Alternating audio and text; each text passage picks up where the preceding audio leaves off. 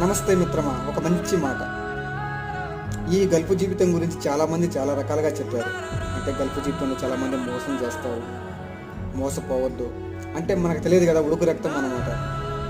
ఏదైనా కానీ మనం మోసపోతే కానీ మనకు తెలియదు. అలాగే నేను కూడా మోసపోయే మిత్రమా.